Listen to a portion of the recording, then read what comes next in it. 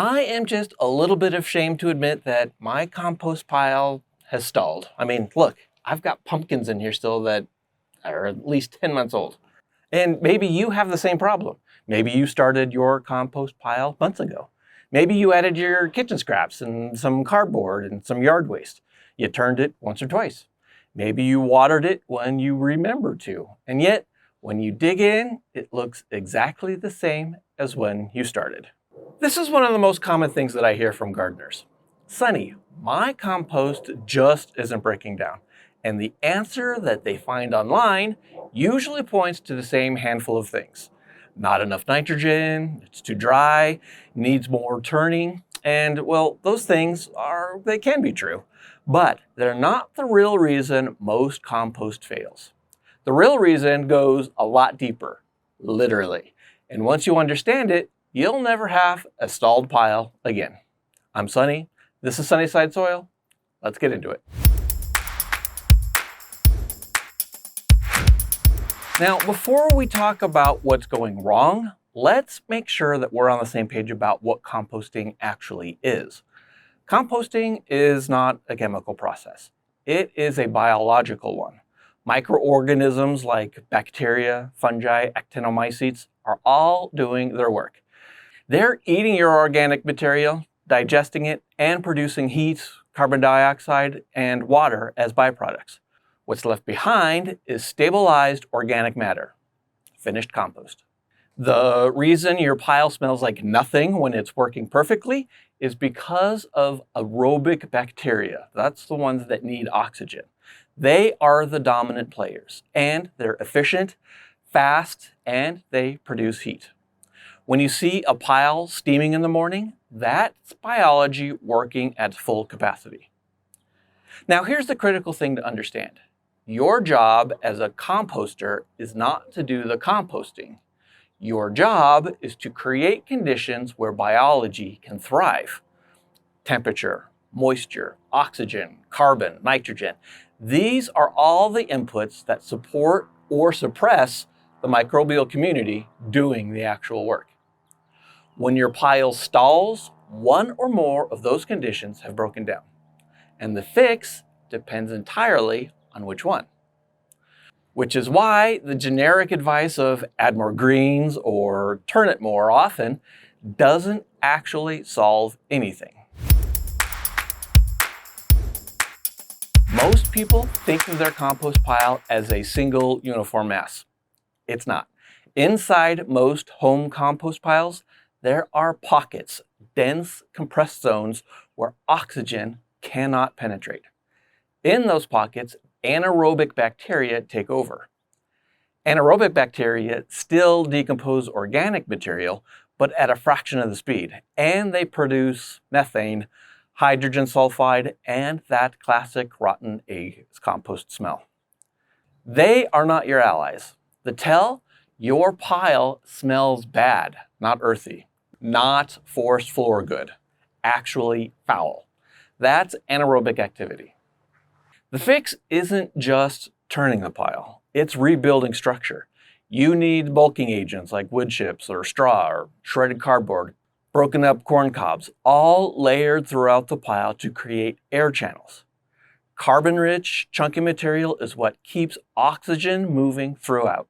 Without it, even regular turning just temporarily aerates a pile that will collapse right back into anaerobic zones. Oh, hey, here's a quick pitch. If what I am saying is resonating with you, then the best way to support this channel is to grab a Compost Nerd t-shirt. I've got other t-shirts as well. I will leave a link in the description below. Reason number 2, the carbon to nitrogen ratio is off in either direction. You've probably heard about carbon to nitrogen ratio, but here's what the internet doesn't usually explain. Both extremes stall your pile, just in different ways. Too much carbon, like too many browns, wood chips, cardboard, without enough greens, and the bacteria, they don't have enough nitrogen to build proteins and to reproduce. The pile just sits there, slowly weathering, but not actually composting. No heat, no activity, nothing. Too much nitrogen, which is too many greens. That would be like fresh manure, too many kitchen scraps without structure, and the pile goes anaerobic fast. Nitrogen off-gases as ammonia. You get that sharp smell, and you've essentially lost nutrition before your compost is even finished. Most home piles err heavily toward one or the other. Heavy grass clippings, that's, well, too much nitrogen. Pile goes slimy and it smells. Heavy cardboard and leaf piler, well, that is too much carbon.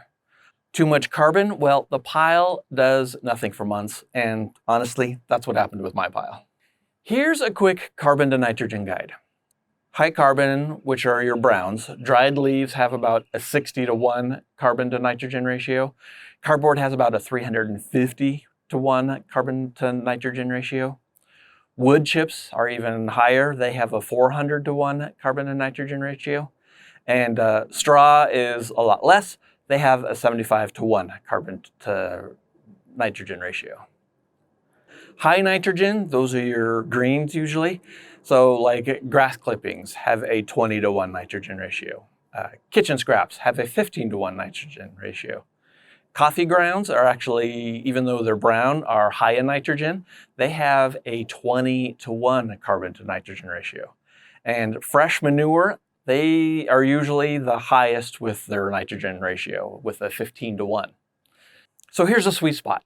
Layer 3 to 4 parts browns to every 1 part green by volume as a starting point. Reason number 3 that your pile might be stalling is that the moisture is wrong, and too wet can be worse than too dry. Your compost pile should feel like a wrung out sponge, moist throughout, but not dripping. Most gardeners understand that the pile shouldn't be bone dry. What surprises them is that too wet is actually the bigger problem. When your pile is saturated, water fills the air pores. No air pores means no oxygen. No oxygen means, again, anaerobic conditions. The biology shifts, the pile stalls, the smells get bad. A pile that's too dry, well, it just slows down. A pile that is too wet can actively go backwards, producing compounds that inhibit the beneficial bacteria that you want. Too wet is also harder to fix because you have to physically open up the pile and dry out the carbon materials. And then you have to wait for the whole thing to rebalance. Here's a good test. Grab a handful and squeeze it. A few drops of water is perfect. A stream of water means that it's too wet. No moisture at all means that it's too dry. Here's reason number 4 why your pile probably stalled. Your pile is too small.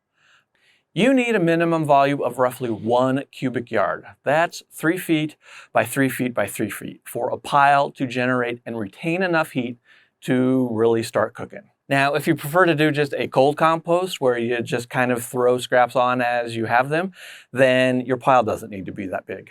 Oh, and by the way, I've kind of gone over this in a different video. I'll leave a link here. If you do decide to do cold composting, you should adjust your time expectations. Cold composting takes a lot longer for the materials to break down. Reason number 5 that your pile might be fading is that there is no microbial inoculant. You're just starting from scratch. Here's the one that almost nobody talks about. Biology will eventually appear out of thin air, but your compost pile will start sooner if you seed it with the right microorganisms to get that decomposition started efficiently. If you're building a pile from all fresh sterile inputs like bagged leaves, food scraps from your kitchen, cardboard, you may have very little native microbial community to work with. The pile will eventually colonize on its own, but it can take weeks or months to get going. The fix is an inoculant. So we're talking about a shovelful of finished compost, healthy garden soil, or my favorite, worm castings. These contain billions of bacteria and fungi that are already adapted to breaking down organic material. Add them in thin layers as you build the pile. It's kind of like adding a starter culture to bread dough. The biology takes off faster, the pile heats up quicker, and the whole process accelerates significantly. This is one of the reasons that worm castings are such a powerful soil amendment. They're not just nutrition, they're a delivery system for living biology. When you layer them into a compost pile, you're giving that pile a serious head start. So the real reason that your compost isn't breaking down is almost never just add more grains or turn it more often. It's usually one of 5 things: anaerobic pockets, a carbon to nitrogen ratio that's too far in one direction, moisture that's too high or too low, a pile that's not big enough to generate heat, or a microbial community that just hasn't established yet. The good news, every single one of those is fixable.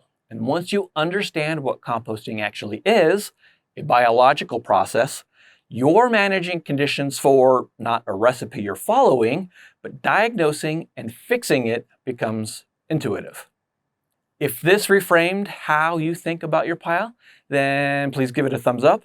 And if you've been fighting a stalled compost bin for months and finally figured out why, then drop it in the comments. I genuinely want to know which one of these 5 was your culprit. I'm Sonny. This is Sunnyside Soil, so go fix that compost pile.